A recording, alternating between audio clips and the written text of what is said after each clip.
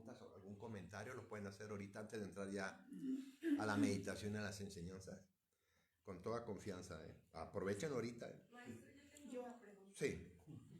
Yo padezco de insomnio desde la pandemia. Entonces, ningún medicamento me lo ha podido quitar. Un medicamento patente ni tampoco herbolario. Entonces, quisiera preguntarle, pues, ¿qué podría sugerirme? Igual, además de las meditaciones.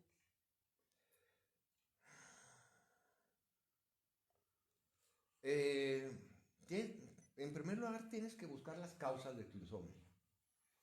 En la pandemia, y todos lo sabemos ahorita, hay dos fenómenos post-pandémicos, podríamos decir. El primero es un aumento casi del 40% de los escenarios depresivos. Ahorita la pandemia no es el COVID, ahorita la pandemia se llama depresión. Y el segundo estado mental que surge después del COVID, que es muy bien aprovechado por muchos de nuestros políticos, por cierto, es el miedo.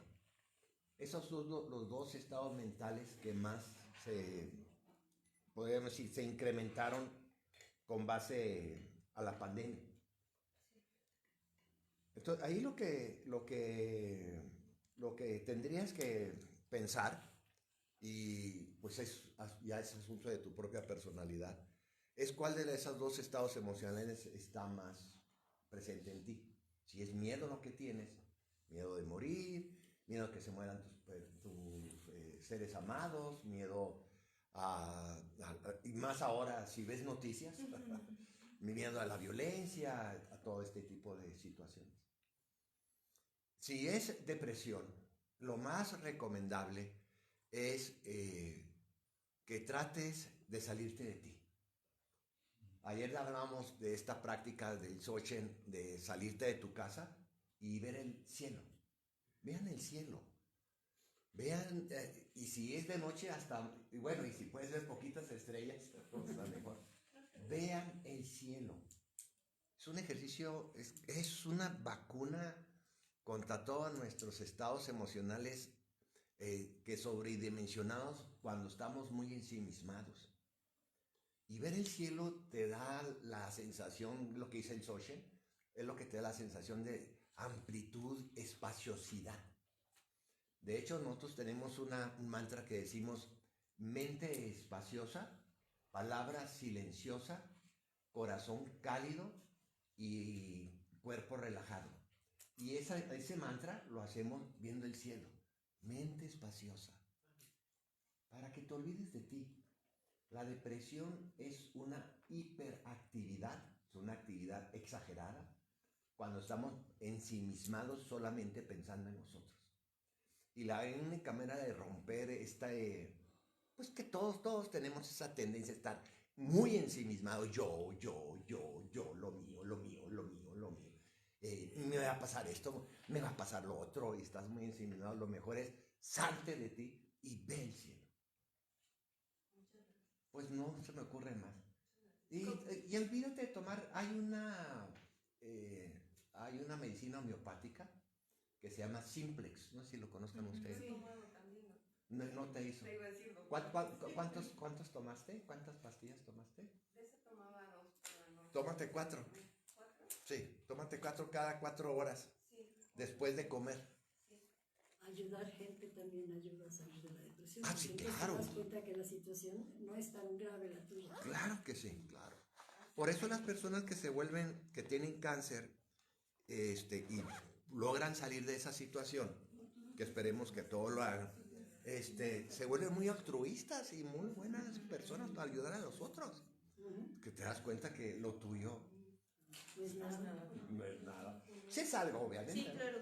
Pero que hay peores. Que hay peores. Oye, Calama, ¿cómo va? Mente espaciosa, ¿qué más? Mente espaciosa. Y ves el cielo. Mente espaciosa. Palabra silenciada o silencio de palabras, como quieras, palabra silenciada. Y ahí tratas de no dejar de pensar, porque tu mente piensa, la función de tu mente es pensar, sino dices palabras silenciosas para bajar el ruido que hacen nuestras palabras y nuestros pensamientos. Después bajas un poquito y dices corazón cálido. Y ahorita que hace tanto frío es muy buen ejercicio corazón cálido y sientes calientito. A veces cuando tenemos cierta ternura, cierto cariño con alguien, nuestro corazón se pone y es cierto, o sea, se pone calientito, cálido, húmedo, ¿no? Tenemos el Metavahamna, es la meditación que hacemos para eso. Y después dices cuerpo relajado.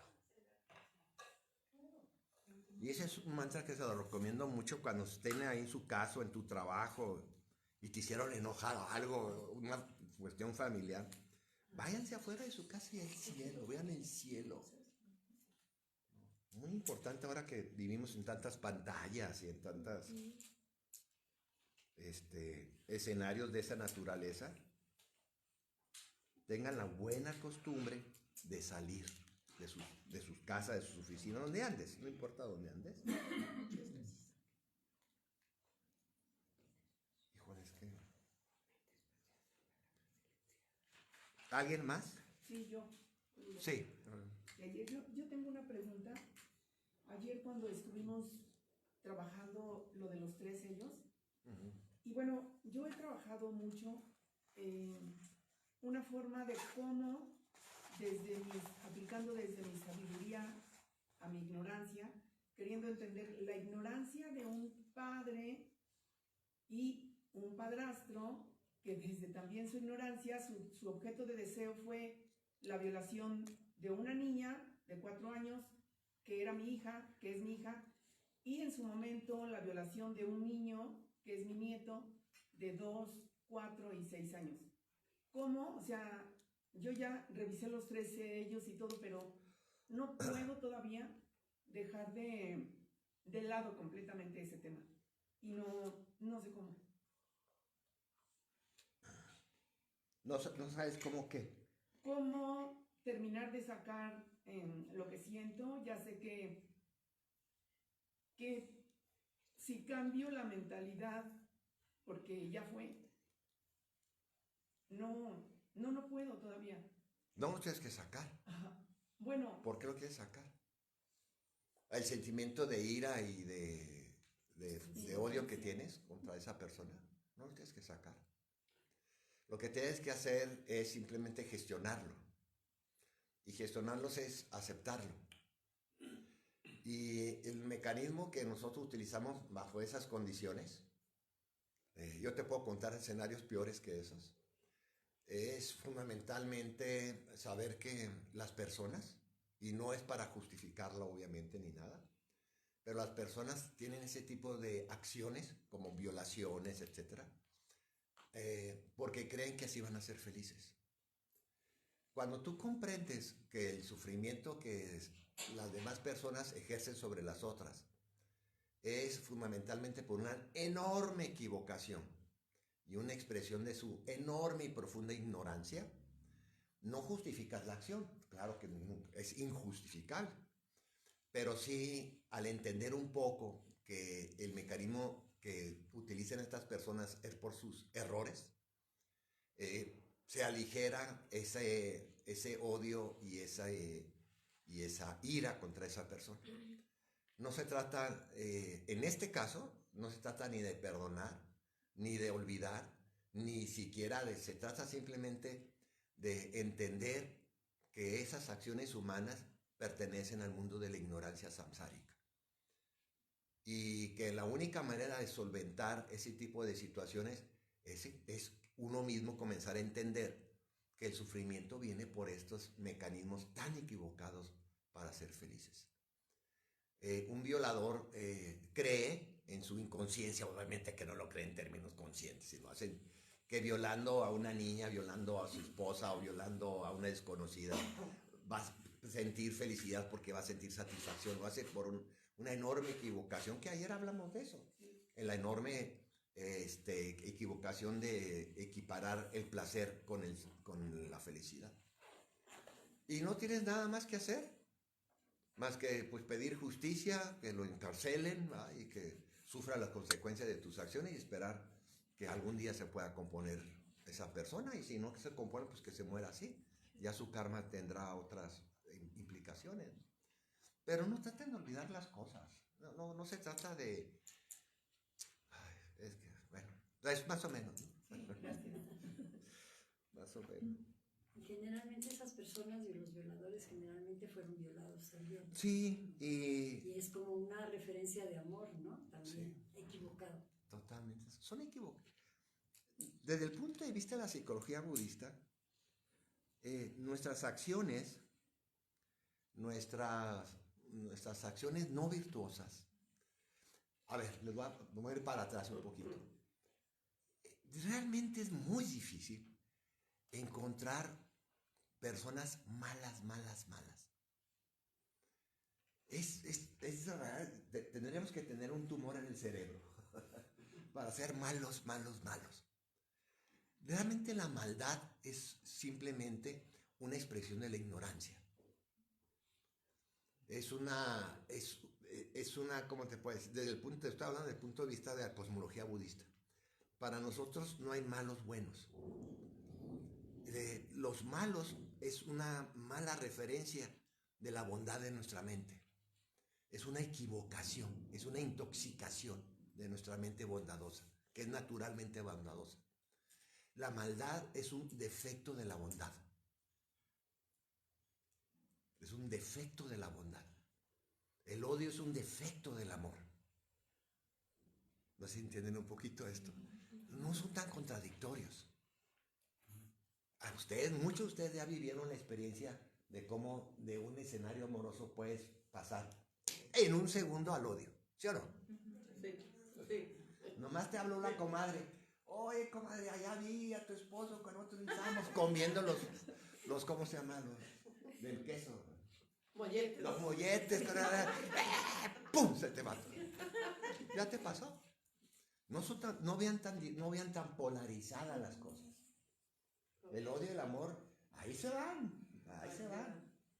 La felicidad y el sufrimiento, ahí se van. También están ahí mezclados.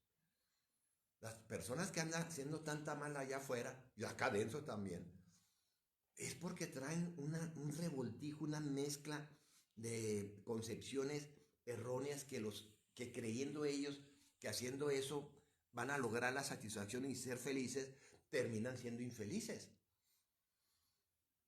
Como los drogadictos, como los alcohólicos. Entonces, cuando empiezas tú a ver así las cosas no tan polarizadas, no tan, podríamos decir, tan bipolares de esto es bueno y esto es malo y ese es un malo porque es un violador, y entonces tú le pones la etiqueta violador a esa persona y la persona aparece las 24 horas como es un violador, como si estuviera violando cada minuto. Esa persona no es un violador. Esa persona actuó de manera incorrecta en ciertos momentos como violador. Pero cuando ya no está violando, ¿qué es? Híjole. Exacto. Oye, Cuando ustedes califican a una persona, es un ladrón. Y ven al ladrón como si fuera a las 24 horas ladrón. Pues no estaba robando las 24 horas ese cuate o esa cuata. Roba de vez en cuando y en unos momentos, y después es otra cosa, tiene otros roles. Es mecánico, o es una mujer que trabaja en una sala de belleza, es mamá, es amiga de otras amigas. No lo estoy justificando. Lo que estoy haciendo es que podamos nosotros ver las cosas tal y como son. No hay identidades totales en las personas, ni en ti. Tú no eres mamá, espero, las 24 horas. Eres mamá 2, 3 horas y después eres cocinera y después te vas a trabajar a la oficina y después te vas a este instituto de beneficios no sé qué. Eres una voluntaria, después te vas a barrar la calle de enfrente, entonces te vuelves una barredora. Eres mamá las 24 horas. Las personas que se creen mamá las 24 horas es un problema porque cuando pierden a los hijos o los hijos se van, entra en una enorme crisis de depresión porque ahora ¿qué soy? O cuando uno se jubila. que tu única identidad. Ya estamos en el tema de Bagrayana, por cierto. Ese es uno de los graves, esa es la tercera causa de nuestro sufrimiento. Según los Bagrayanas, nosotros sufrimos porque creemos que tenemos un yo con mayúscula. Y ese yo es lo que somos permanentes, fijos, y que cualquier cosa que le pasa a ese yo te pasa a ti. Cualquier cosa que le pasa a esa identidad te pasa a ti. Le pasa mucho, por ejemplo, a mí me han tocado amigos médicos, hablando de medicina, médicos que se jubilan y entran en una depresión. Y yo le digo, vámonos, ahora sí, ahora vete a pistear y vete a ir al cine ir al cine el martes a las 5 de las 4 de la tarde, qué maravilla, ¿no? Y no, están en una depresión, no quieren salir de su casa porque qué hora que hace. Y ahí tienen todos sus instrumentos y sus diplomas y sus... Todos vamos a dejar de ser lo que somos cuando te mueras. Y en estos casos... Os prometo. Y en estos casos que mencionas ni siquiera por el rumbo, sino el rol que va tomando, ¿no? Sí, sí. Entonces, así como uno tiene que verse a sí mismo como, ¿qué es lo que somos? Piensen en verdad. Como Jesús. Eres Todo. muchos yoes dependiendo de dónde andes. No tenemos una identidad fija. Ahorita soy budista. Sí, qué bueno. Me alegra. Cuando te salgas ya no me saludes porque ya no vas a ser budista. ¿Qué es lo que eres? Eres donde andas. Cuando estás con tus hijos, eres madre. Cuando estás con tu pareja, pues eres tu pareja. Cuando andas allá haciendo el mandado, pues ¿qué eres? Marchador. Marchante. Y hasta te dicen güerita ahí, ¿no? No somos más que lo que hacemos. Y dependiendo de tu carácter, hay personas que tienen un muy buen carácter extrovertido, y ustedes, seguramente alguno de ustedes es así, o conoces personas así, que tienen muchas áreas de relaciones. Están con la familia, están en una empresa, después ponen una tiendita chiquita ahí al lado de su casa para vender no sé qué, después de ahí se van de enfermeras, después de la enfermera se va a cuidar niños en un orfanatorio. Y tiene una amiga, tiene todas esas personas que tienen sus amistades desde que eran en primario. Tengo un amigo que tiene sus grupos de WhatsApp. Desde primaria tiene uno, secundaria tiene los otros, preparatoria tiene los otros, la universidad tiene otros, tiene como 6, 7, de todas. Y él está fascinado y en todo está, y todo sabe, y todo chismea, y todo sabe, es una persona muy extrovertida, muy social, tiene muchos yoes. Y hay personas, estoy nomás poniendo ejemplos, obviamente, hay personas que son más introvertidas, que no tienen tantas áreas de yoes, que no tienen tantas expresiones sociales.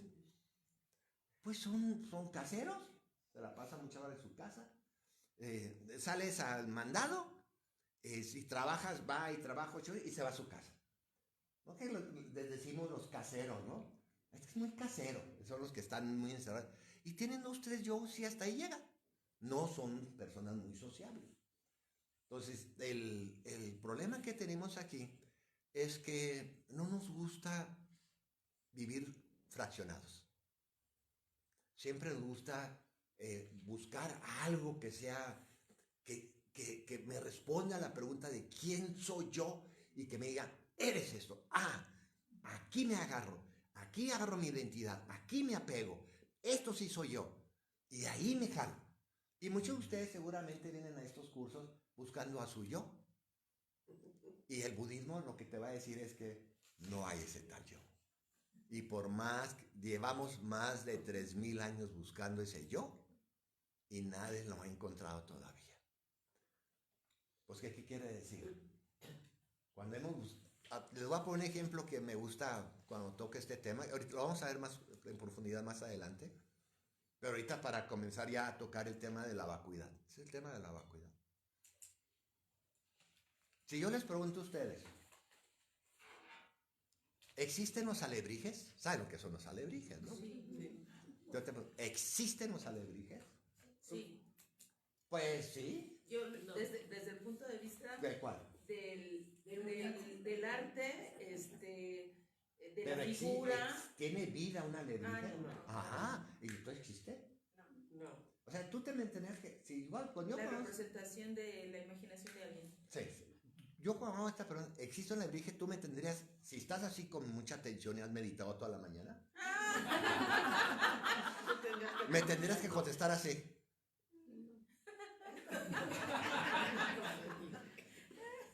¿Cómo me dijiste ahorita? Sí. No, sí existe, ahí está, claro que es. A esa existencia, no, sí existe la alebrije, le llamamos existencia convencional. Pero yo cuando te pregunto, ¿y está vivo? No. ¿Qué es una alebrije? Una forma de varios animales, ¿no? Ajá, es una... ¿Y los animales viven? Sí, ¿Y por qué no vive la alebrije? porque se imagina. No es un animal. Pero no es imaginario, la alebrije existe. Hasta yo los compro. ¿Se fijan? Bueno, si lo veo desde el punto de vista como un ser vivo de la naturaleza, no es. Y si lo ves ¿cómo? Como Para una que forma mitológica o de la imaginación de una persona, pues sí existe. No, como Pero imaginación no de como una un persona. ser vivo. La imaginación no existe, ojo, Pero, ajá, pero no como un ser vivo, sino como un objeto. Bueno, así yo lo veo. ¿Como objeto? representado, como objeto, pero no como un animal. Ahí está. Como un objeto. Ahí está. Sí y no. O sea, exacto. Yo contesté sí por el objeto, ¿no? No por un ser vivo. Exacto. Tú eres un alebrije. Tú eres un alebrije. ¿No existo? Y sí existes. Sí existes porque... ¿Quién dijo que no existo? ¿Tú? ¿Cómo te llamas? Lucy. Lucy, tú existes convencionalmente con un nombre que te han etiquetado. Espero que han sido tus padres. Y pero antes, ¿quién era? ¿Cómo te llamas, perdón? Lucy. ¿Quién era Lucy antes de ser etiquetada como Lucy? Un ente.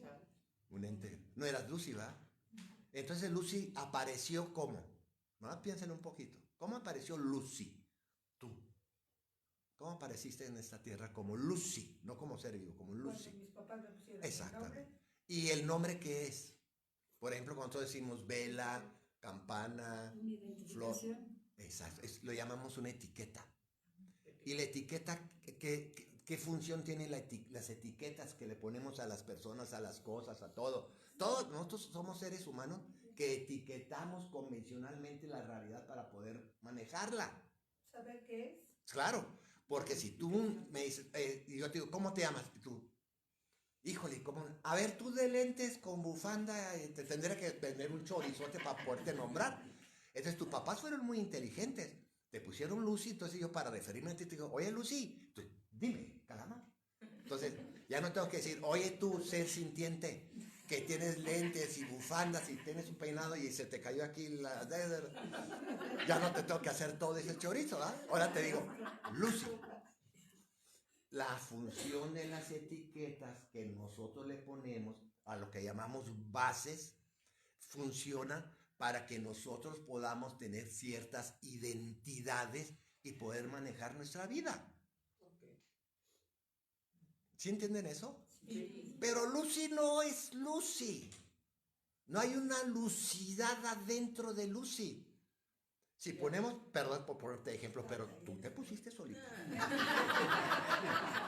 Si ponemos aquí a Lucy y les digo yo, a ver, busquen a Lucy.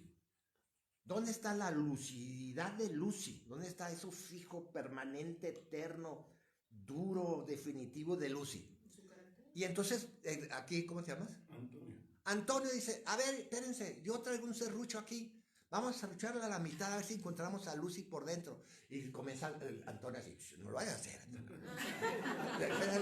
Antonio. A serruchar a Lucy y abrimos en dos a Lucy. Y ¿dónde está Lucy? ¿Dónde está Lucy? ¿Dónde está Lucy? ¿Dónde está Lucy? Mister Patada. ¿Dónde está Lucy? Aquí atrás. No, ¿dónde está Lucy? Acá adentro. ¿Dónde está Lucy?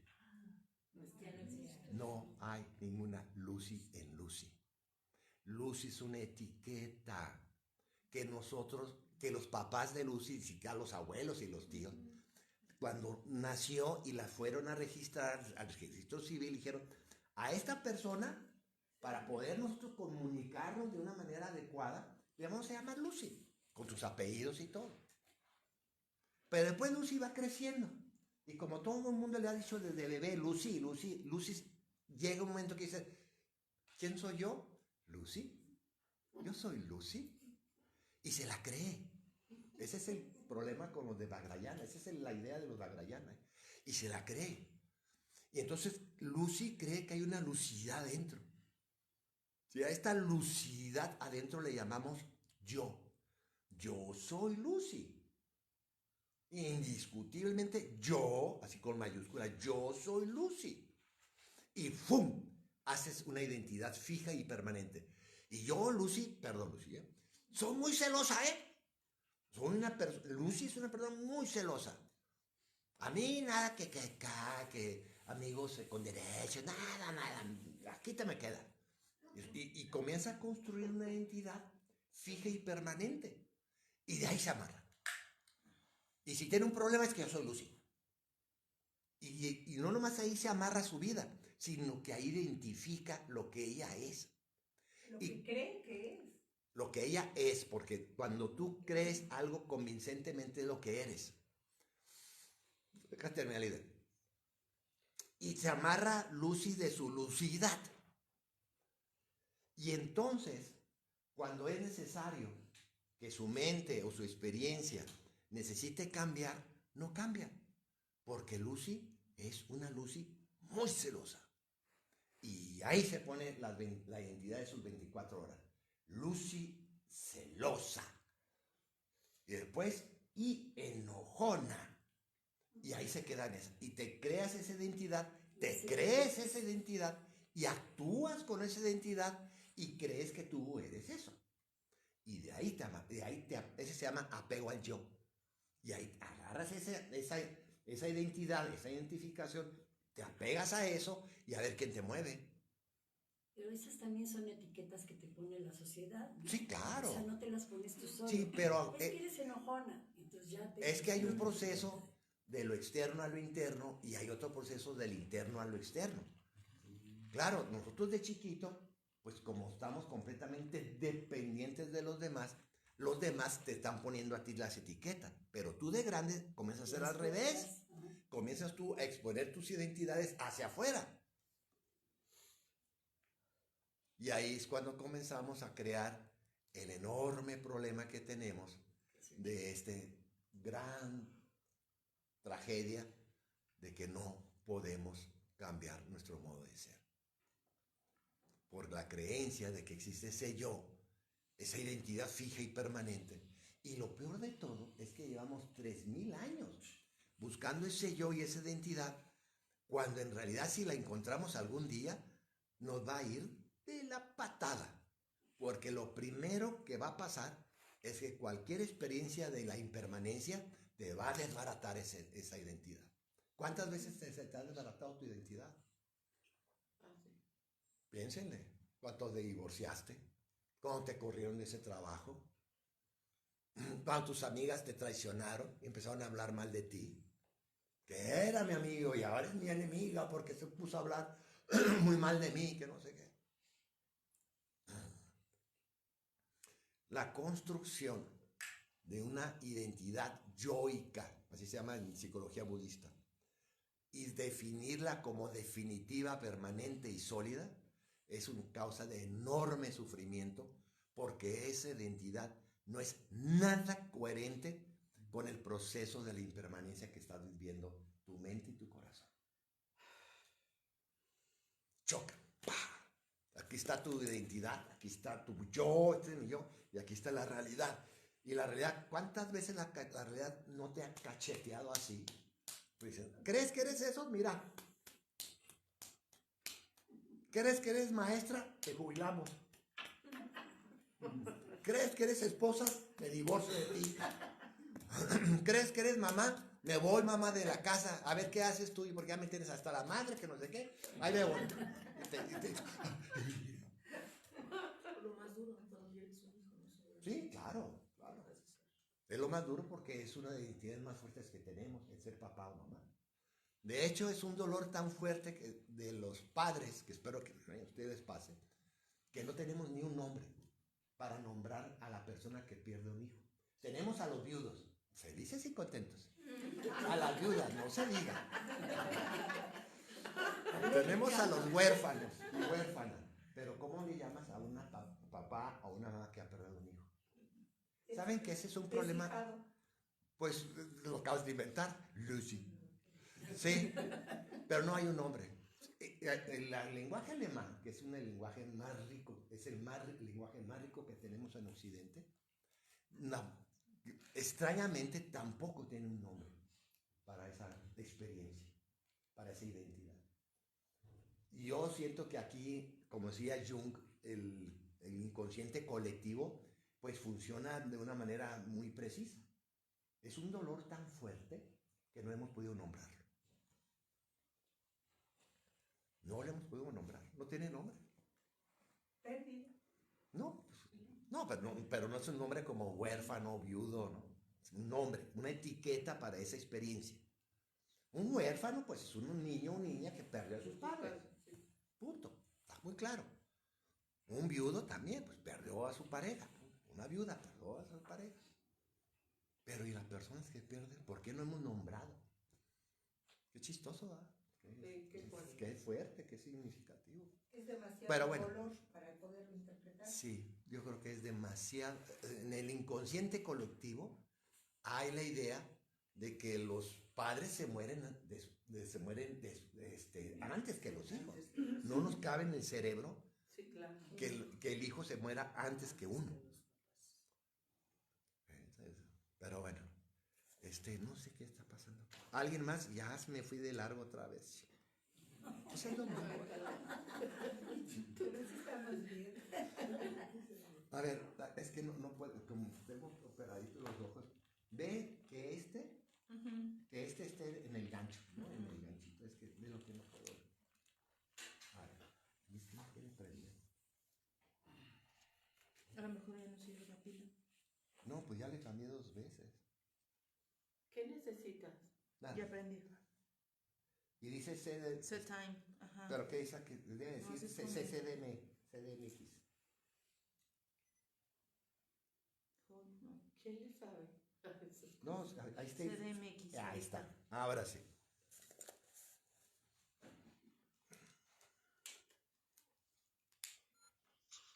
¿Vas a querer el micrófono? Hecho. ¿Mande? ¿Vas a querer el micrófono? Sí, por favor. Te lo paso. Qué amable, gracias. Que estaba batallando con esto. Gracias, muy amable. Que lo usas así, pero Abajo está el botoncito, ¿lo prendes, por favor? de este lado. Sí, no, hasta abajo. Ajá, atrás, abajo. Y debe prenderse ahí un foquito. Ya Sí. aprendió. Gracias, bueno. Ok. Ahora sí. Ok, ¿alguien más? Tantán, ¿no? Vamos a meditar un ratito. Ahora les voy a dar una meditación. Yo doy una meditación como les comentaba ayer. Y voy a aprovechar este momento para las personas que están meditando por primera vez. Miren, hay muchos tipos de meditación y muchas maneras de meditar.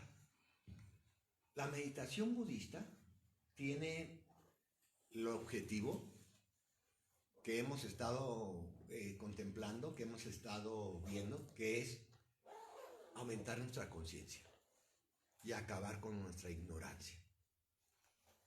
No es, para aclararlo muy bien, la meditación budista, dejar de pensar. No es tampoco sentirse bien, ojo con esto. El sentirse bien en la meditación en el budismo es un efecto secundario de nuestra práctica, no es el objetivo. El objetivo es elevar nuestro nivel de conciencia. Ese es el objetivo. Y para elevar nuestro nivel de conciencia necesitamos cultivar muchas cosas. Entre ellas, la principal desde el punto de vista mahayana es saber contemplar, y tengan cuidado con esto, porque se puede malinterpretar, es saber contemplar sin intervenir. ¿Qué es esto? Esto quiere decir que para comenzar nosotros a adiestrar nuestra mente y nuestra mente se pacifique, se tranquilice y pueda hacer brotar sus cualidades innatas de esta mente. Para nosotros la mente, las cualidades innatas de tu mente se llaman claridad, pureza y compasión. Esas son las 3 cualidades de tu mente natural. Para que esas cualidades puedan manifestarse, tú tienes que aquietar tu mundo interno. Lo que se llama regularmente la paz interna, ¿no? Buscar tu paz interna. Y para buscar tu paz interna, ¿qué tienes que hacer? Yo lo digo así muy coloquialmente. Deja de ser tan metiche contigo mismo.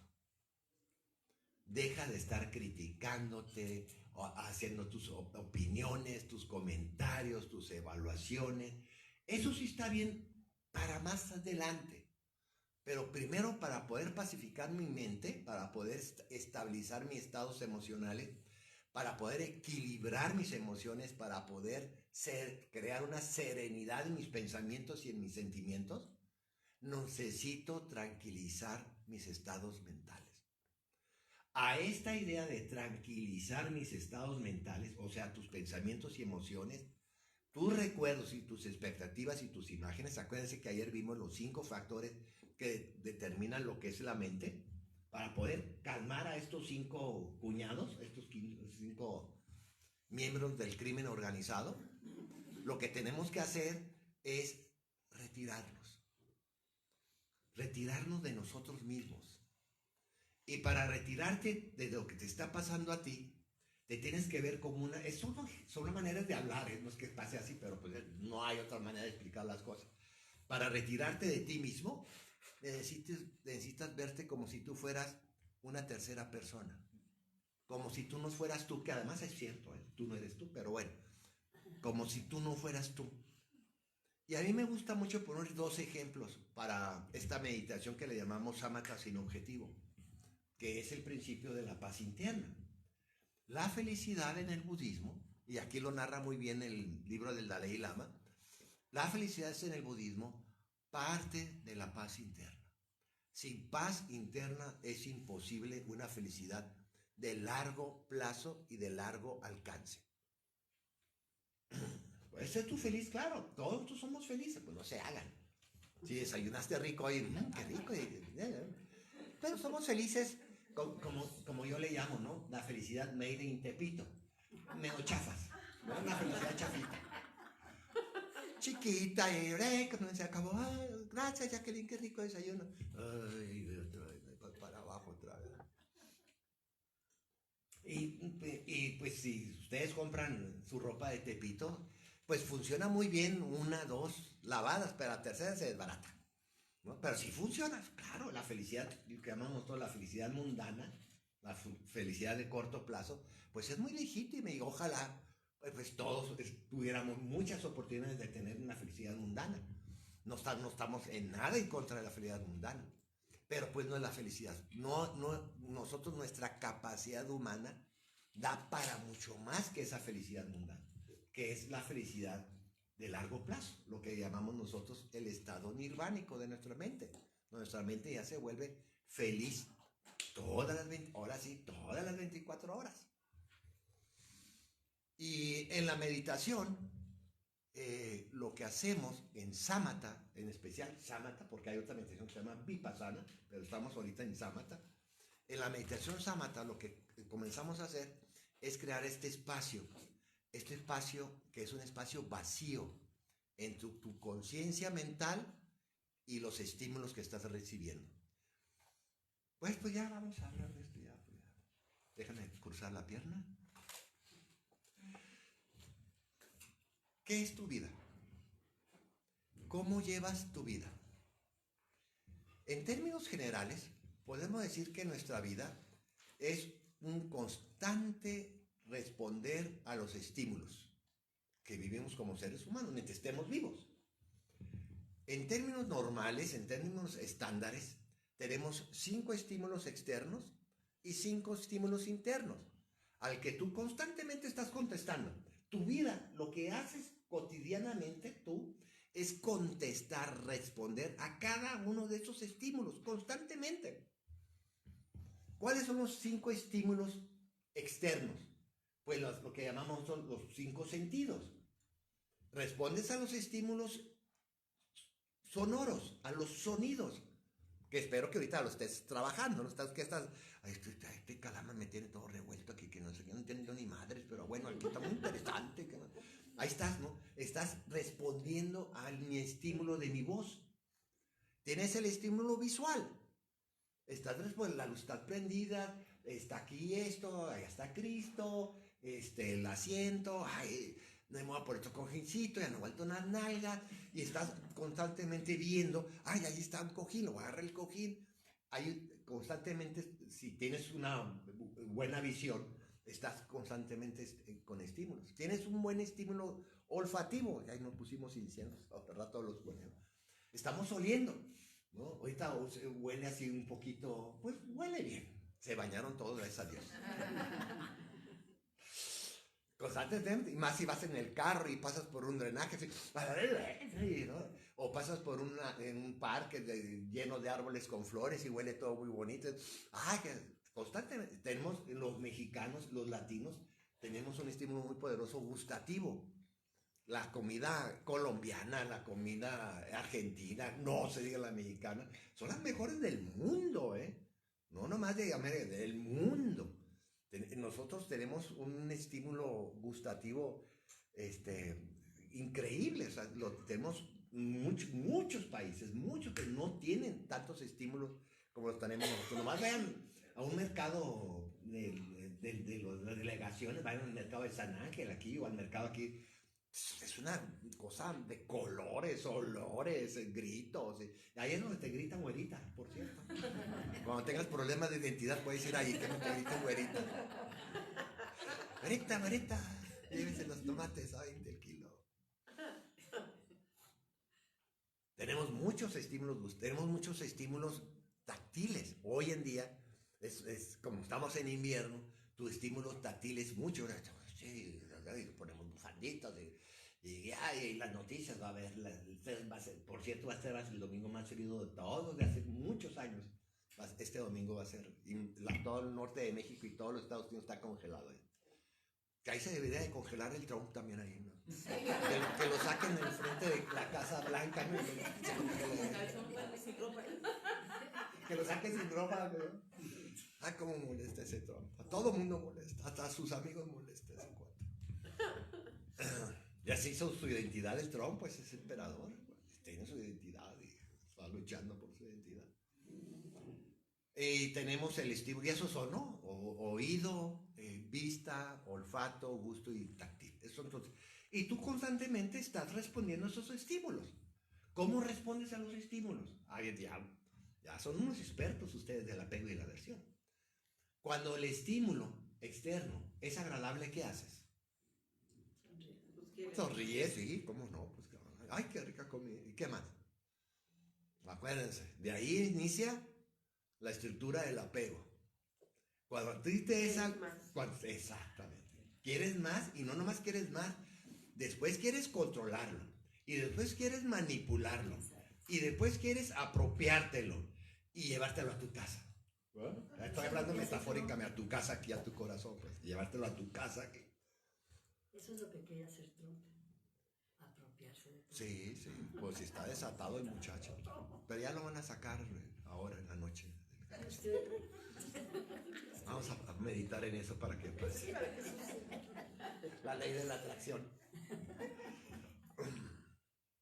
Y cuando si recibes un estímulo negativo o desagradable, ¿qué haces? ¿Ok? Esa es la base de todos tus apegos y de todas tus aversiones. Esa es la base de toda tu codicia y de todos tus odios. Y esa, oigan, escuchen, esto es lo importante. Y esa es la base de por qué tu mente no está en paz interna. Las energías de apego o codicia y y las energías de aversión y odio son emociones destructivas e irruptivas. O sea, producen un enorme ruido adentro de tu experiencia emocional. Hacen mucho ruido, gritan, patalean, te sacuden, te roban completa y absolutamente tu paz interna. No es posible tener paz interna si seguimos con esas codicias y avaricias y esos odios y esas iras.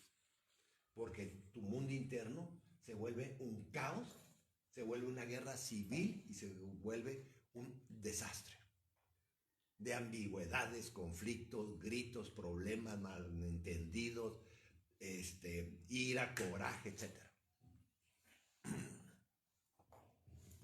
¿Ya van captando esto? La meditación budista trata de solucionar este problema. ¿Y cómo hacemos para que nuestra mente no se enrede en esos apegos o en esas codicias o avaricias? ¿Y cómo le hacemos para que nuestra mente no se enrede en esas aversiones, en esas iras y en esos odios? Pues lo que hacemos es fundamentalmente no implicarnos en los objetos de deseo y no implicarnos en los objetos de aversión. ¿Y cómo le hacemos para no implicarnos o no revolvernos en los objetos de deseo y no revolvernos en los objetos de aversión? Es comenzarlos a ver de una manera más ecuánime. Y para poder ver los objetos de deseo y los objetos de aversión de una manera más ecuánime, y esto lo subrayo y con plumón amarillo, tienes que retirarte de esos estímulos.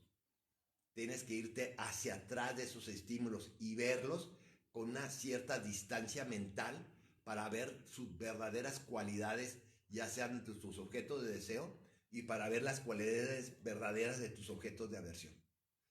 Y es cuando comenzamos a hablar nosotros de una visión trascendental. A esta visión trascendental le llamamos sabiduría. Y empiezas a ver las cosas tal y como son. Empiezas a ver el pastel de chocolate como pastel de chocolate. ¿Está sabroso? Sí. Pero no te va a resolver tus problemas. Ni te va a hacer más feliz que esos 2-3 minutos que te lo comas y se acabó. Y cuando tú empiezas a ver el pastel de chocolate como pastel de chocolate, sin imputarle, sin exagerar, está rico. Yo soy de la línea Hershey. Me encanta el chocolate. De hecho, hasta he tenido problemas así por el chocolate, porque me soy muy chocolatero y se me truena ahí el esófago y todo. Pero cuando vemos el chocolate como chocolate, cuando logramos ver el chocolate como chocolate, y aquí esto es otra función de la meditación, muy importante, empiezas a disfrutar el chocolate como el chocolate y crear un estado de verdadera felicidad con el chocolate y hasta ahí llegas. Se acaba el chocolate, se acaba la felicidad y se acaba tu relación con el chocolate sin implicar otros efectos. Cuando hay apego al chocolate, termina el chocolate y viene un montón de efectos. Porque se acabó el chocolate. Mañana quiero comer más chocolate. A mí el chocolate me hace feliz. El chocolate, miren, todos ustedes están equivocados. El pastel de chocolate es el pastel de chocolate más rico que hay. Y me vuelvo otra vez Trump. Y es el único que debe de existir. El chocolate de vainilla y fresas son chafas. Esos no sirven. Guácatalas. Destruyámoslo. Hay que desbaratarlo. Porque el pastel de chocolate es el que, como dicen con la raza, ¿no? Es rifa 13. Es el mero mero. ¿Y qué pasa? Cuando el pastel de chocolate se vuelve el mero mero. ¿Qué pasa con los demás pasteles de fresa, vainilla, manzana, zanahoria? Empiezas tú a golpearlos, a negarlos, a juzgarlos, a destruirlos. Y esos son tus problemas. Cuando tú crees que tu pastel de chocolate es el único que debe de existir porque es el más rico de todos y es porque te hace más feliz a ti. Y obligas a los demás a que traguen chocolate. Y si tienes hijos, peor todavía, metiéndoles el pastel de chocolate a huevo. Y come pastel de chocolate, que es lo más rico que hay. Haz uno con pastel de chocolate. Aquí nada de fresa, nada de chocolate. Así le haces con tu ideología, así le haces con tus creencias, así le haces con tus emociones, así le haces con tus sentimientos. Y eso es porque estás implicado, estás metido. Crees tú que eres parte del pastel de chocolate. La meditación budista rompes y vemos el objeto de deseo, que está bien que te guste el pastel. Yo no estoy diciendo que no te guste el pastel de chocolate. Qué padre que te guste el pastel de chocolate. Pero no es el único. Es un pastel impermanente. Es un pastel insatisfactorio. Te vas a comer un pedacito y ya no vas a poder comer más. Más si estás enfermo del estómago. Y es un pastel que nació y se destruyó. Y con la meditación empezamos a ver el pastel de chocolate bastante, con una cierta ligereza, y observarlo tal y como es. Y entonces ya no, ojo con esto, ya cuando termino el pastel de chocolate, ya no genero más efectos secundarios. El problema no es que te hayas comido el pastel de chocolate. El problema es que cuando tú generas apego al pastel de chocolate y generas un montón de efectos secundarios, qué rico chocolate, todo el mundo debería comer el pastel de chocolate, el pastel de chocolate es lo más hermoso y lo único que existe en este mundo, es lo que más me importa a mí en esta vida, yo trabajo para comer pastel de chocolate, mi familia debe de ser pastel de chocolate, y empiezas a hacer esos mecanismos que todo mundo hacemos, y empiezas a crear un montón de problemas con los demás. ¿Por qué tienes problemas con los demás? ¿Por qué no estás de acuerdo? ¿Y por qué no estás de acuerdo? Porque piensas que lo que tú crees es la ley. La verdad. La verdad. Exacto. Está claro, ¿no? Y lo mismo hacemos con las cosas que no nos gustan, ¿eh? Lo mismo hacemos, pero al revés. No debería existir. Esto debería de quitarse, hazte a tu lado, me produces malestar, no te quiero, a tirar. La meditación budista es elevar nuestra conciencia a una conciencia trascendental que nos permita poco a poco, no es de hoy a mañana, a superar los enredos que tenemos con nuestros apegos y aversiones. Y para poder superar estos enredos de los apegos y aversiones, tienes que desintegrar como requisito sine qua non tu identidad. Porque es tu identidad, es ese yo el que ha creado el brazo de los apegos y el brazo de las aversiones. Los apegos y la codicia y las aversiones y el odio surgen en la creencia de que hay un yo fijo, definitivo, permanente, que además tiene dos ingredientes más.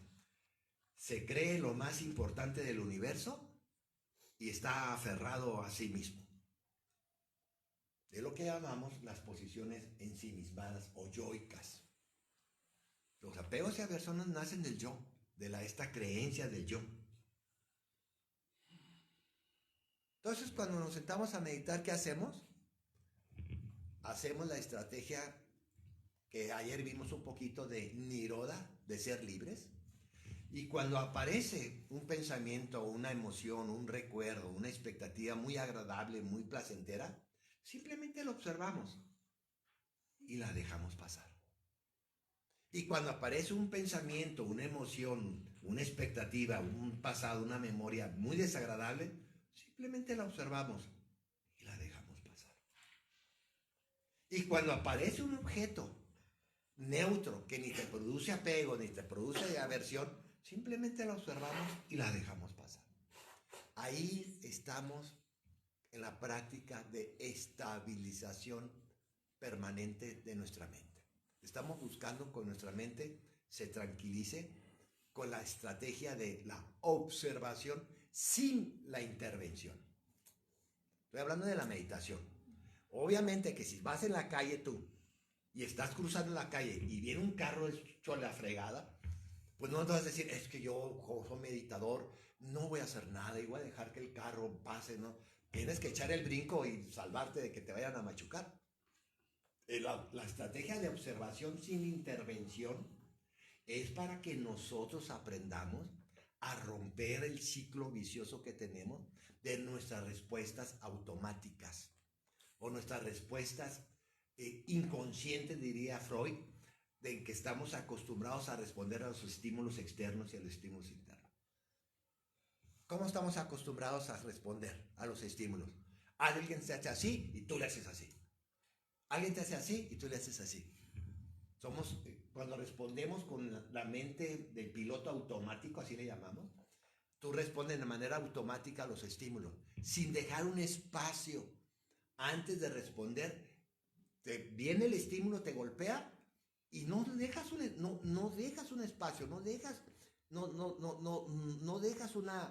una separación entre tu respuesta y el estímulo que te impactó. Luego contestas, ¿sí o no? Alguien hable mal de tú y tú empiezas a hablar mal de ella. Alguien te mete zancadillas, tú le metes zancadillas. Alguien te grita, tú gritas. Alguien te da un besito, tú le das un besito. Como automáticos. Y eso es lo que llamaba Freud las respuestas del inconsciente. Ya tienes tus patrones de comportamientos, tus patrones, tus modelos de cómo contestar. La meditación rompe este modelo de respuesta que tenemos de piloto automático y en vez de tener un piloto automático activamos la conciencia.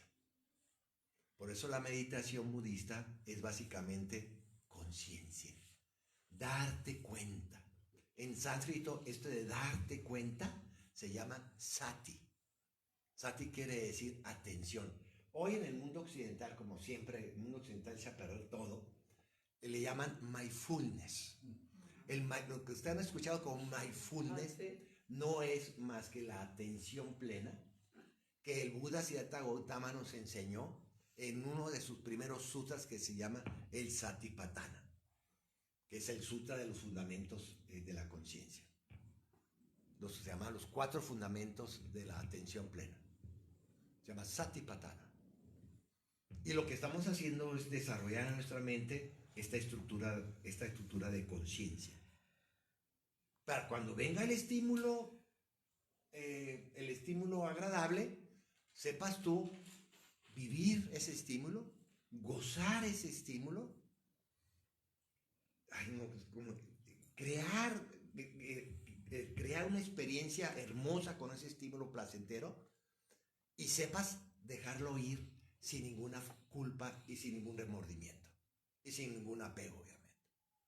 Y cuando venga un estímulo desagradable, que los vamos a seguir teniendo, por más budista que seas o más espiritual que seas, vas a seguir viviendo experiencias desagradables porque el samsara es así, no es de otra manera. El samsara está lleno de experiencias desagradables. Venga esa experiencia desagradable, puedas vivir esa desagradabilidad o esa experiencia desagradable y cuando desaparezca la puedes dejar ir sin rencor, sin frustración, sin ira y sin coraje. Viene una enfermedad, pues nos enfermamos. Te la tratas bien, con calma, con tranquilidad. Y quizá algún día vamos a ser enfermos crónicos y terminales. Y lo mejor es estar preparado. Es una enfermedad, con esto me voy a morir. Ok, acepto esto. Me duele, ok, busco cómo solucionar ese dolor. Algo así. Hay muchas medicinas que eliminan el dolor ya. Y comenzamos a tener una vida más coherente y más consciente y con un desarrollo espiritual mucho mayor que estar en este mundo tan conflictivo, tan doloroso y tan lleno de sufrimiento que son los apegos y las aversiones. Y eso lo hacemos con la meditación. Ahí empezamos. Y con el entendimiento y la comprensión, obviamente, ¿no? Pero empezamos por eso la meditación es una práctica esencial en el budismo. Si ustedes conocen un budista que no medita, no es budista. Es semi-budista. La meditación es central. Hay 3 mecanismos que utilizamos nosotros para desarrollar nuestra conciencia espiritual. El primero es el mecanismo de lo que están usando ustedes ahorita, la escucha y el entendimiento. Por eso en el budismo es muy importante entrar a cursos, irse a retiros, vean conferencias en YouTube, está lleno YouTube de personas, Thich Nhat Hanh, un Dalai Lama, Matthew Ricard, ¿no? Tienen unas conferencias en el YouTube de primera calidad. Bueno, hay que estar escuchando y aprender a escuchar. La escucha, en nuestra tradición la escucha es muy importante, porque el budismo en general se ha transmitido de generación en generación básicamente a través de las enseñanzas orales, ¿no? Que es muy diferente a leer, es completamente diferente. El segundo mecanismo que utilizamos para trascender nuestra conciencia, para desarrollar nuestra conciencia, es la meditación.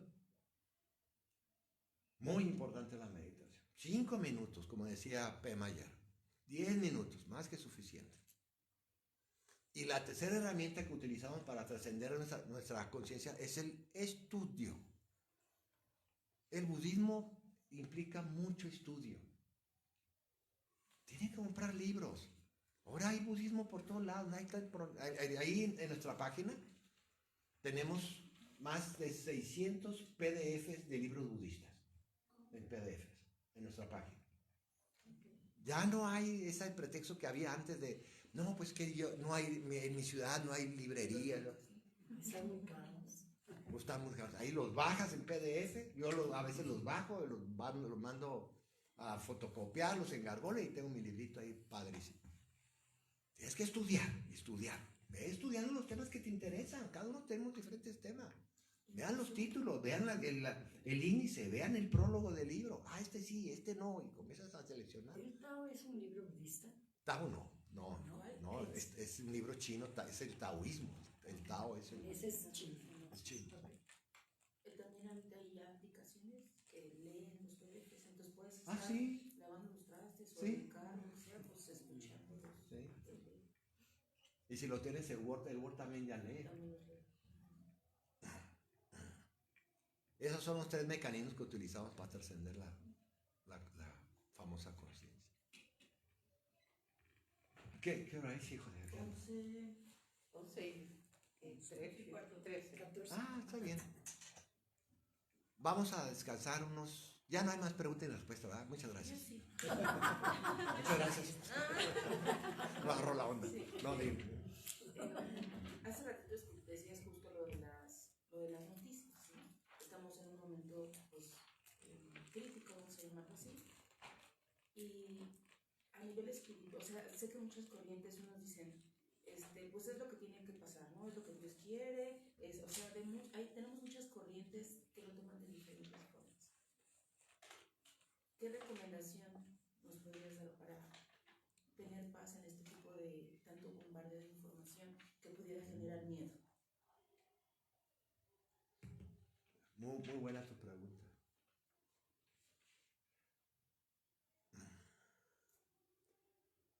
Yo soy un lector muy asiduo ahora del filósofo Bun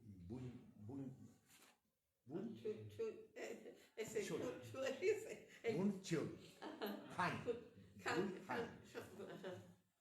Él tiene 2 libros que te lo recomiendo mucho si quieres tocar ese tema. El primero se llama La vida contemplativa y el segundo se llama La sociedad del cansancio. Y una de las... es que me tengo que ir a otro tema ahí. Pues se los voy a platicar más o menos entre budismo y filosofía de Jung, ¿no?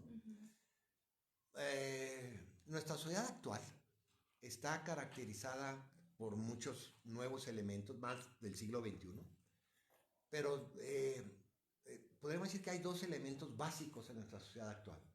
Una es la hiperactividad y otra manera de poder nosotros clasificar nuestra sociedad, podríamos decir que es una Ay, ¿cómo? Es que no me quiero ir por el otro camino. Es una sociedad que está caracterizada básicamente por lo que podemos llamar una sociedad del poder. Fíjate lo que te voy a decir. Antiguamente, nuestras sociedades eran sociedades disciplinarias, donde la moral y la ética se basaba en lo que no podías hacer. Estábamos antes, todavía hoy, ¿no? Pero antes las sociedades eran más simples porque las sociedades creaban estructuras disciplinarias, ¿no? Ahí nacieron las cárceles, ahí nacieron los manicomios, ahí nacieron las escuelas, todas encerradas, todas. Ahí nacieron la familia nuclear, ¿no? Embargas tu casa y la demás.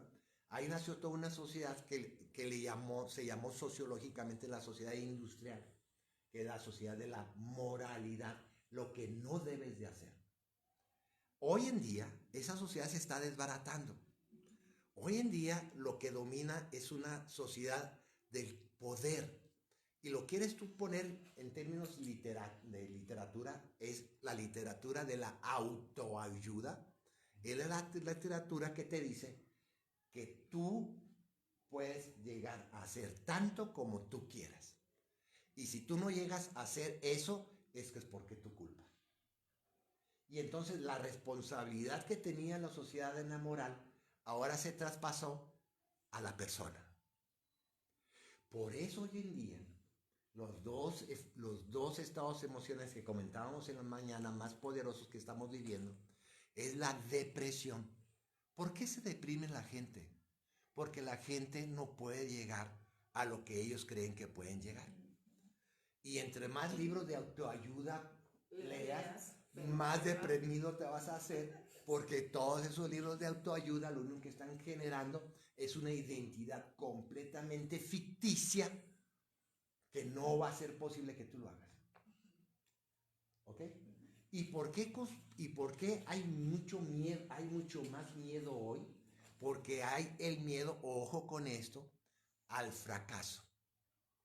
Porque la sociedad de hoy en día, la sociedad de la autoayuda y de la autorresponsabilidad, donde el individuo es responsable absoluto de todo lo que sucede, haciendo desaparecer las estructuras sociales, las estructuras políticas, las estructuras económicas, como si no tuvieran nada que ver contigo y como si tú fueras el responsable de todo lo que te suceda, ¿no? Convierten a la persona en una persona miedosa del fracaso.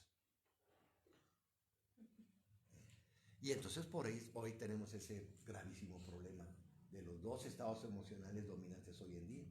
El miedo, expresado en su última, podríamos decir, fortaleza, se llama pánico. Hay gente que no puede ni meterse al metro ya. Sí, claro. O que no salen de su casa porque los van a Y no salen de su casa. Ellos tienen nombre también ya ahora. Miles de personas tienen ya el pánico de salir. Es más, yo tenía una tía. Llegaban los médicos, la revisaron el cerebro, todo estaba, no, y además duró años la condenada. Pero daba un paso afuera de su casa y pum, se desmayaba. Pánico pero hay que entender, aquí hay un problema, podemos decir, que tienen que tener ustedes cuidado. Tampoco uno no es tan inocente. También uno tiene responsabilidad de lo que está sucediendo. Pero tampoco somos responsables de todo lo que está sucediendo. No es cierto. Hay otros más responsables. No es la misma responsabilidad de Carlos Slim que de Jorge García. Carlos Slim tiene mucho más responsabilidad que yo. Pues, 10 gente y se acabó. Esa es mi responsabilidad. El otro güey tiene 2 millones su responsabilidad. Yo no soy responsable de los 2 millones. No puedo hacerme responsable de los 2 millones. Entonces ahí hay como una dialéctica en qué tanto somos nosotros responsables de lo que nos sucede ¿Y qué tanto el mundo en que estamos viviendo es responsable de lo que nos está sucediendo? Allá hay una dialéctica del mundo exterior y el mundo interior. Pero que no nos hagan, hoy en día con esta moda de la autoayuda, o lo que le llama Shulhan, lo que le llama él la sociedad del poder, ¿no? Que nos hace responsable a nosotros de todo. Pues por eso andamos todos panicados y todos llenos de miedo. Con tanta yo.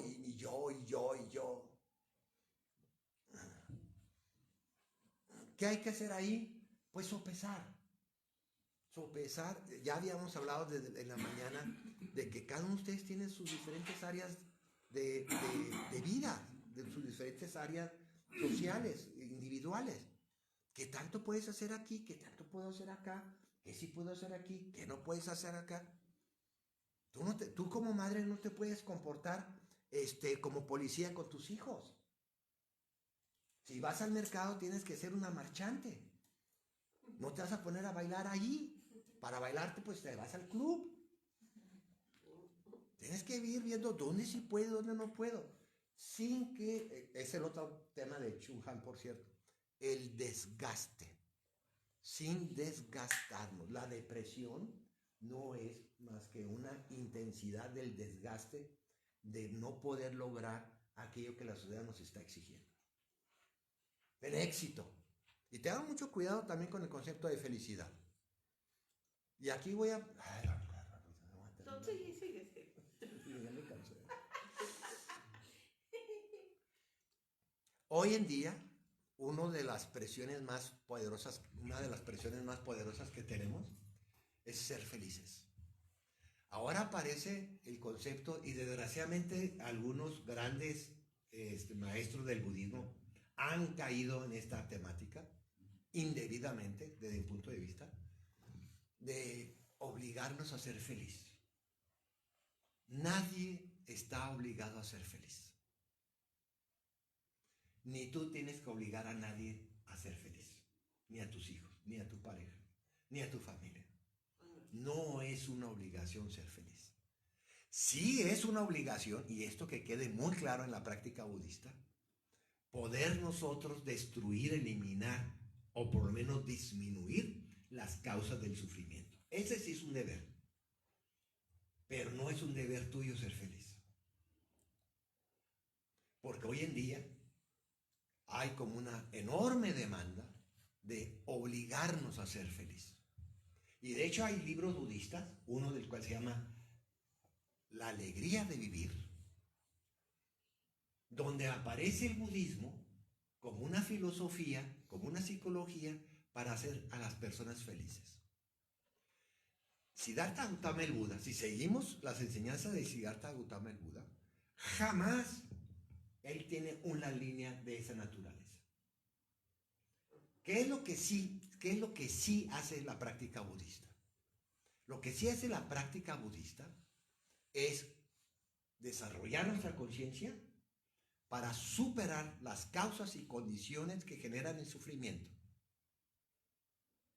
Y ya cuando tú hayas superado las causas y condiciones del sufrimiento, salud. El siguiente escalón puede ser la felicidad. Pero la felicidad en el budismo, y con esto ya terminó ahora sí. La felicidad en el budismo no es un fin. La felicidad en el budismo es un medio. ¿Por qué?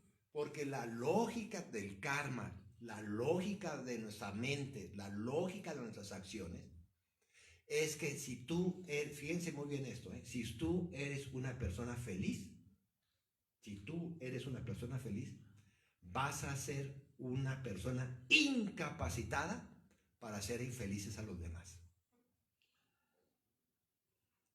Y esa sí es la meta del budismo. Que dejes tú ser causa de sufrimiento de los demás.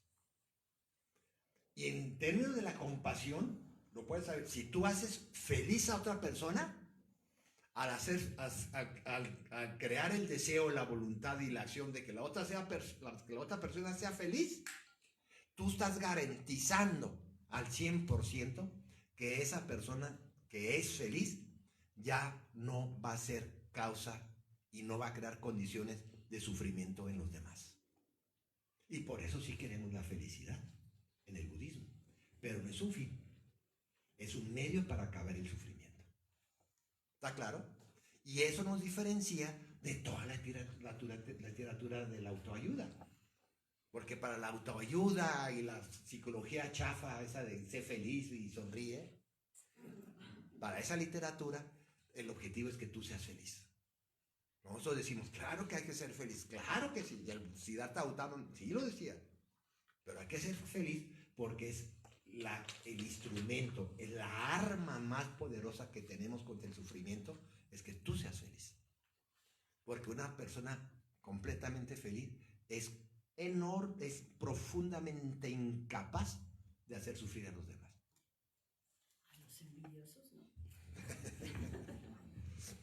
¿Sí se entiende esto? ¿Por qué la felicidad no es el objetivo último del budismo? Es un medio. Y es el medio más eficaz que tenemos. Y lo que sabemos es que los venenos mentales del apego, la ignorancia y la aversión son los venenos que precisamente intoxican esta intencionalidad de nuestra felicidad. ¿Está claro? No busquen la felicidad. Busquen primero superar sus causas de sufrimiento. Primero antes que nada. Por eso nosotros ponemos primero la compasión y después el amor. Primero es Karuna y después es Metta. Primero superamos el sufrimiento y después somos felices. Somos felices y superamos el sufrimiento. Y esa es la cadena. Para nuestra misión como budistas, es que ustedes sean felices. Pero no para que tú seas feliz, sino para que dejes de estar fregando a los demás. Porque una persona feliz deja de estar molestando a los demás. Vean su vida. Vean cuando han sido ustedes felices. Cuando fuiste madre que fuiste madre porque quisiste y lo querías. Cuando lograste ese buen trabajo, cuando tuviste esa casa, o cuando tuviste ese viaje que te hizo feliz, contenta, te llenó de plenitud. Eres completamente incapaz de crear sufrimiento cuando eres feliz. Te anulas completamente. Y ahora vete cuando has estado sufriendo. Y ve cuando tú sufres, cómo haces sufrir a los demás. A los hijos, a la pareja, al vecino, al que se te cruzó en Tlalpan, al que te llevó al hotel del Tlalpan de los 30 minutos. Véanse. Cuando yo he producido sufrimiento y vas a encontrar puro sufrimiento. Y cuando yo he sido feliz y vas a encontrar puras acciones de felicidad. Entonces, cuando uno es feliz, ¿cuáles son las características de una persona feliz? Véanla nomás, pues todos ustedes han sido felices, no me digan que no estarían aquí si no fueran felices. Si no han tenido experiencias, semanas o días o años felices. Todos ustedes han sido felices. Una temporadita. Es como las etapas del año, invierno, verano. Así nuestra vida, samsárica. Mientras estemos en el samsara, ese va a ser otro problema. Y te vas a dar cuenta de eso. Tú cuando has hecho sufrir, es que tú estás sufriendo. Cuando las demás personas hacen sufrir a los demás que están sufriendo. Un violador, imagínense lo que le pasa a un violador. ¿Qué le estará en su mente? Un enorme sufrimiento. O un ladrón. O una persona mentirosa, muy mentirosa. Ya ni se cree sus mentiras y estaba revuelta en sus mentiras. Y no puedes dormir, no puedes estar en paz. El sufrimiento tiende a producir más sufrimiento de manera automática. Esa es la desgracia del sufrimiento. Una persona que está sufriendo tiende a reproducir el sufrimiento en los demás. Y los demás, si los demás están sufriendo por ti, esos demás a su vez van a hacer sufrir a otros. Pues esa es la cadena infinita que tenemos de sufrimiento. Por eso la primera noble verdad del Buda dice, hay un montón de sufrimiento. El sufrimiento se reproduce y se reproduce y se reproduce. Tú entre más sufres, más haces sufrir a los demás. Y si los demás sufren, haces sufrir a otros más. Y los otros que están sufriendo, los otros hacen sufrir más a los demás.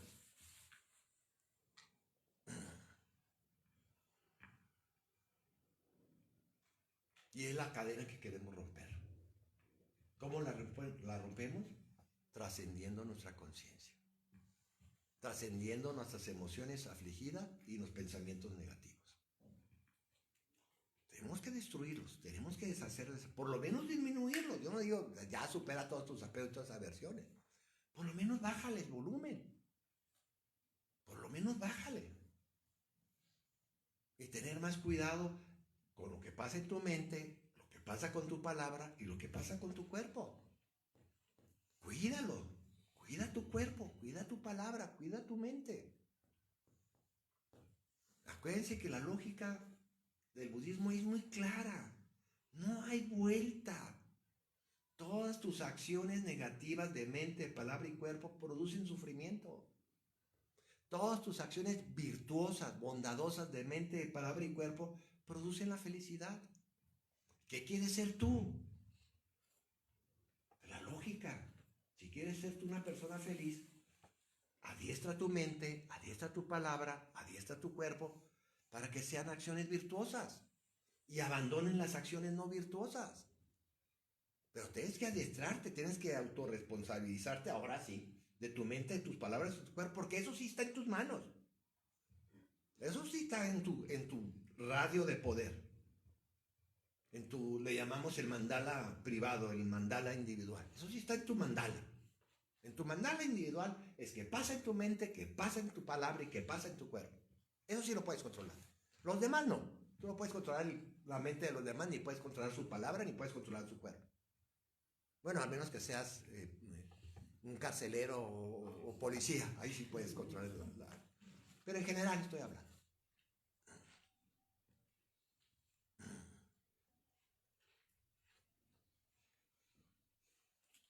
Y para poder nosotros controlar o adiestrar nuestra mente, nuestra palabra y cuerpo, necesitamos empezar en pacificar nuestro mundo interior. Ese es el requisito. Si tú no pacificas tu mundo interior, es decir, si tú no pacificas tus pensamientos, tus emociones, tu pasado, tu futuro y tus imágenes, no vas a poder pacificar tu palabra y no vas a poder pacificar tu cuerpo. Porque la palabra y cuerpo están determinados por nuestra mente.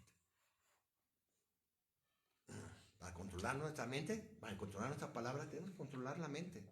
Para controlar nuestro cuerpo, tenemos que controlar la mente. Y el control de la mente, o lo que llamamos nosotros Lo-Yong, en tibetano ese es el nombre de Lo-Yong. Lo-Yong quiere decir adiestramiento de la mente. Necesitas pacificarla. Porque pacificando tu mente empiezas a ver realmente qué hay ahí adentro.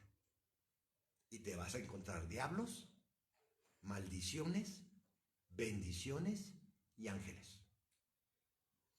Somos una mezcla del bien y el mal. Todos. Incluyendo el Dalai Lama. ¿Cómo que el Dalai Lama no han sido ciertos ahí? Le sale el enojo y le sale. Pues claro que le sale. No más que los controla, lo adiestra bien. No deja que lo domine. Bueno.